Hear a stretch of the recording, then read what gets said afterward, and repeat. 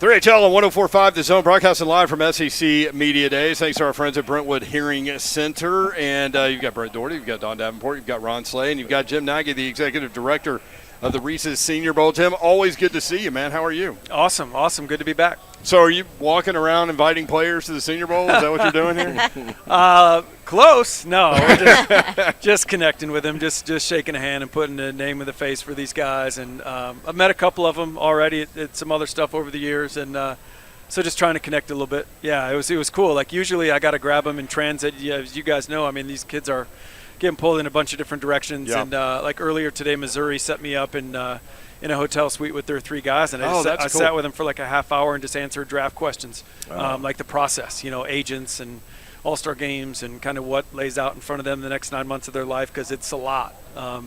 They don't have any. I mean, it's full tilt between now and next April for these guys. So so that was great. Yeah, just trying to meet them up a little bit. So how does that process work? Yeah. Like, at what point do you start whittling down numbers and sending out invites and? Yeah, so we're finalizing our scouting staff right now. We hire a bunch of former NFL scouts every year. Last year, we're bringing a whole new group this year. Last year we had 7 guys with like 120 years of experience, and three of them got jobs back in the league. So now we're starting up with a new crew this year. We'll be at games every Saturday. We'll be watching tape all fall, and then don't like to invite until November. We'll invite the top like 90 to 100 guys first week or so in November, and then give the rest of the month guys an opportunity to get better through December. I mean, this happens. I was talking to these guys, the Missouri guys earlier. Texas A&M had a coaching turnover a couple years ago, and you watch their tape through October, and the guys they were playing brain locked. They didn't understand the scheme yet, so they were playing slow. And then November was a different story. So we circled back at the end of November, invited like 3 Texas A&M defensive guys, because their November tape was significantly different than the rest of the year. Oh, wow. That's interesting. So how much pride do you take?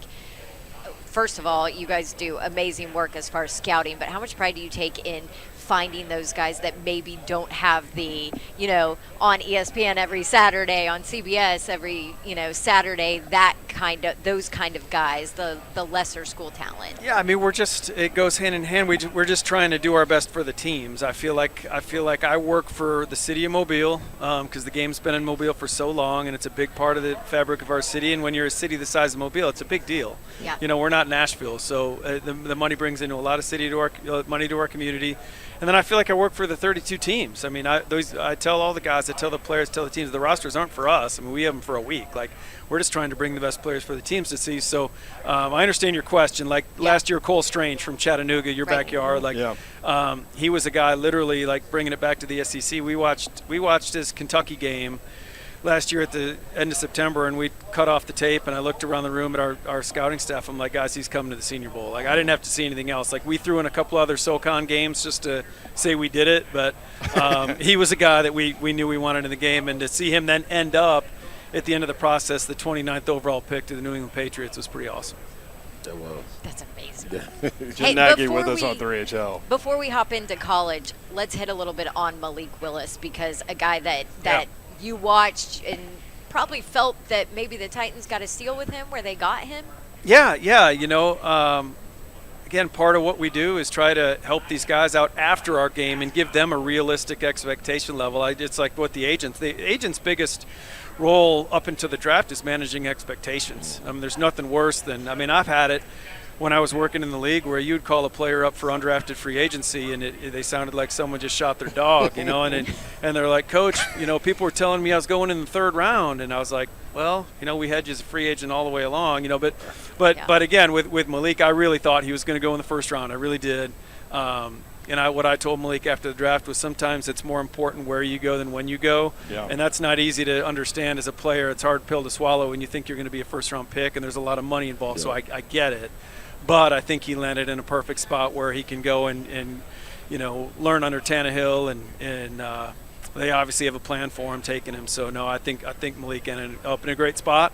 He didn't have to play right away, but when he's ready to play, he's going to be fun to watch up there. It's funny, just so you know, when we had him on, he said that. Mm-hmm. It's more important where I ended up as opposed to when I ended up. So, awesome. Good job by you. They're listening. One thing too, man. What is it with a kid like Malik, you know, the league will pick them apart. They're supposed to. That's what they do to find out where. No they doubt. Yeah, but, That's what we do. Yeah. But what is it with you that you saw in them that made you think that this guy would be a first round? Just the talent, just the tools. I mean, it's hard to find guys like him. Yeah. You know, he's, again, the arm strength is one thing, the athleticism. My thing with him was how strong he was. Right. You know, I went up and saw him play UAB, and I made the point on social media after that game, like I hadn't walked away from a stadium and been blown away by a quarterback's physical strength since Ben Roethlisberger. Wow. I remember seeing Ben play in the MAC championship game against Bowling Green one night on a freezing cold night in Bowling Green. And it looked like he was the varsity quarterback that got dropped down to play JVs. I mean, they just couldn't get him on the ground. And Malik was the same way that time against UAB. But I think what held Malik back was that he had to play hero ball a little bit at Liberty because of the supporting cast. And I hate talking about supporting cast when it comes to these players because they're just college kids, man. They're not, you know, like you don't go to play offensive line at Liberty to be picked apart by draft analysts like that. I had to be real. No, I'm serious. Like if my son were an offensive lineman on that team and I followed Malik's draft process and all I heard was people banging on my son and his 4 line mates, like I'd be pissed, right? So, but again, I think Malik developed some habits last year that it's going to take a little time to untrain, but once he does that, he's going to be a really good player. Love it.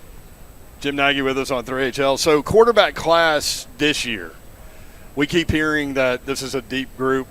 From your perspective, what do you see? I know we're early, but what do you see with this group? Yeah, it's a deeper group for sure than last year. You know, we were honed in on Kenny Pickett, Desmond Ridder, Malik Willis. I mean, that was Sam Howell. I mean, there was that crew last year that we felt really good about. But this year there's just a lot more names. And again, like we just talked about, the NFL will pick these guys apart. So everyone's talking about C.J. Stroud and Bryce Young right now. I mean, they'll get picked apart too. But I think that senior group, I mean, I think you got to start with like Will Levis in your backyard in Kentucky right up there. Yep.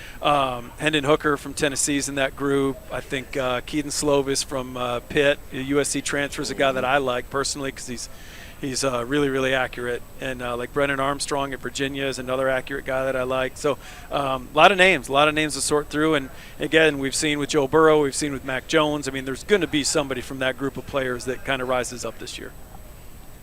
All right, let's hit on Will Levis. This has been a popular topic on our show because of what supposedly scouts are seeing in his game. So just from his tape from last year, what stands out about Will Levis? Why is there he could be the first quarterback taken in this upcoming draft talk? Well, I think a lot of the reason you're buying into Will is the same reason you bought into Malik, and he's got physical tools. He's a big, strong, strapped-up kid, and he's got a really strong arm. He can throw with touch.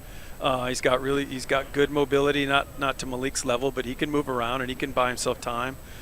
He's tough. So again, there's some inconsistencies that hold you back a little bit. I think in the NFL's mind, you see a lot of stuff on social media and the internet that Will Levis is going to be a top 10 pick. I don't think the NFL's at that place with Will Levis right now. But the league's always lower than where the media's at. They're not trying to pump guys up to get clicks. So.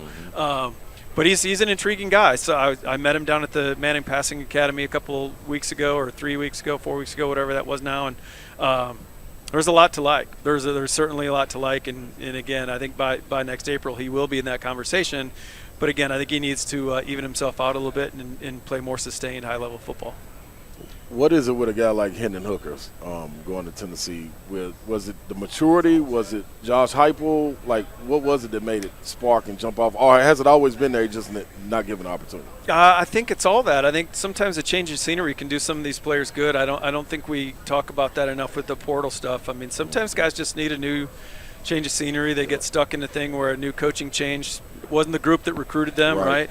I think Tennessee had good skill people too. I mean, we had Velus Jones in the Senior Bowl. He went in the 3rd round. Cedric Tillman, who we talked about off air, is a really, really talented guy coming back this year.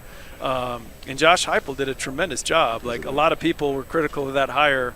I think he proved a lot of people wrong last year, and they're going to be a scary team. And Hendon was a guy I was disappointed he couldn't compete down at the Manning camp. He was hurt, but he was down there, and I got to meet him a little bit. But he's going to be in that group too. So they're a team I wouldn't want to face. I mean, that could be a 10-win football team. How good can Cedric Tillman be? And were you surprised that he came back? Yeah, he's really talented, man. He's at the top of our receiver group right now, so we'll see. I mean, he's big, strong, fast. He's tough. He makes contested plays. He runs after the catch. I mean, he does all the things you want to see an NFL receiver do. So, and we got a lot of visibility to him last year with Velus. You know, we were watching a lot of Tennessee stuff, and Velus was a Mobile guy, so I talked to Velus a lot about Cedric. And then we had Josh Palmer the before that we had Juwan Jennings. So we've had a good little run on Vol wideouts, and hopefully Cedric will make it 4 in a row. Other side of the ball for Tennessee, obviously, depth has been an issue over there. Is there anybody that stands out on that side of the ball?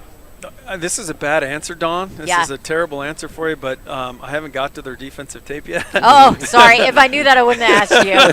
Sorry. I can only be honest. I could BS my way through an answer and throw a It's couple not as names exciting, at you, but it's you just know. It's just. it's yeah. just not. It's I don't not. think you're the only guy that hadn't gotten to Tennessee's defensive tape yet. It's not in a scout's nature. No, our board starts. I work left to right on our board, and we have offense, and then we start at QBs, you go across, and then it ends at DBs. So I'm working. I mean, you have plenty of months to get get into the defensive side of the ball. So I give myself until the kickoff of the next season to get this junior stuff done. But I know they've had with the coaching turnover. Pruitt was bringing in a lot of guys that fit what he did. I think there's probably some guys that don't necessarily fit. There's been a lot of movement on that side, but. I could throw Henry To'o out at you. We like him at Alabama, former Vol guy. But I'm sure there'll be a couple guys we like. Okay. We'll revisit in mid-season. Yeah, give us a How's reason that? to jump on the phone in the fall. Right. That's I right. love it. I will say this, Jim. Last time we had you on, I was promised a big chocolate bar. Oh. And I'm gonna hold you to that. I'm gonna give you to the end of the week. Little to Reese's. deliver. That's right. I forgot about that. I'll text you my room number and we'll just drop it off at the door. You ain't even gotta stay. I should have brought some in the car. I made the trip. I should. That's on me, man. That's you gotta on me. keep those with you. I'm curious. A couple of new coaches in the SEC. You spend a lot of time with all these coaches from stop to stop. What do you think about Billy Napier at Florida? I love it. Yeah, I love it. I really thought he might end up at LSU, Yeah. having those in-state Louisiana ties. I know there's a lot of people behind the scenes in that state that were pounding the table for Billy to get that job. Happy BK got it, though, because Brian Kelly's a really good coach. I've known Brian forever, too. But I think the Gators got a really good coach. Went down there, spent time in March with their program for a couple days, and I think he's going to get that thing straightened out. They could be a scary team. We talk about quarterbacks. Anthony Richardson's only a junior. I don't like to talk about those guys. They're not eligible for our game. But watching him practice, that's not immediate creation. That's not hype. That's real. Dude's talented.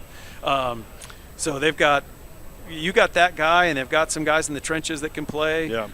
And Billy can coach his butt off. Yeah. So I think that's, again, I don't know if they're I think Tennessee can win 10 games. I don't know if Florida, I don't know what they're going to be win-wise. I'll just say that. I don't know what they're going to be win-wise, but I wouldn't want to play them. I really wouldn't want to play that team this year. With them and LSU, which do you think would have the quicker turnaround with those new coaches involved with LSU and Florida? It's interesting. I think LSU is always loaded with talent. I'll say that. I mean, that state's so talented. You can go in your backyard for everything there. I think it's going to all come down to quarterback at LSU. Is Jaden Daniels from Arizona State the guy? Is it Miles Brennan? Right. They need to figure that out. Again, their issues are going to be on the offensive line. They lost 3 drafted offensive linemen. 2 were in the Senior Bowl. That'll be interesting. This league's going to be interesting this year. That's why you feel good about Alabama and Georgia. That's a layup. I think Tennessee's that team. I think Arkansas is going to be a team I wouldn't want to play. But then you got the Ole Miss and Florida. I mean, there's going to be a lot of intrigue in that next group. Who's your pick for national championship this year? Not to put you on the spot or anything. Going back to Bama. Okay. We're in Mobile. It's a big Tide market. I got asked at a sponsored dinner last year who was going to win last August, and I said Georgia. And you got out alive. I almost didn't make it out of the building. I'm surprised I still have this job. Even though you ended up being But you were right. That's right. The powers that be that run the Senior Bowl are a lot of Bama fans. So no, I do think it'll be the Tide's year. They just not only the talent level, you got the quarterback is back, but Will Anderson on defense. Right. I'll relate one story on Will Anderson. So I was at the Tennessee game last year, and they've got a guy on their staff that played there.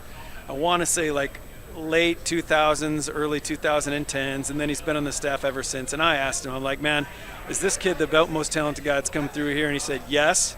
Whoa. And he's the best. He's the most competitive and the best leader we've had here too. Wow. Whoa. So when you combine all that stuff, tough. I mean, Yeah. I said, I'm like, dude, you're talking about a Hall of Fame player now. Yeah. And he just looked at me and he shook his head. Wow. So when you got that kind of leadership on that side of the ball, you got Bryce coming back on the offensive side of the ball. They're going to be hard to beat. That's tough. Jim Nagy, Executive Director, reached the Senior Bowl. Always good to see you, my friend. Yeah, great Thanks to see for you hopping guys. on. Yeah. Thanks for having me on. Great Thanks, info. More from SEC Media Days coming up. 3HL 104.5 The Zone.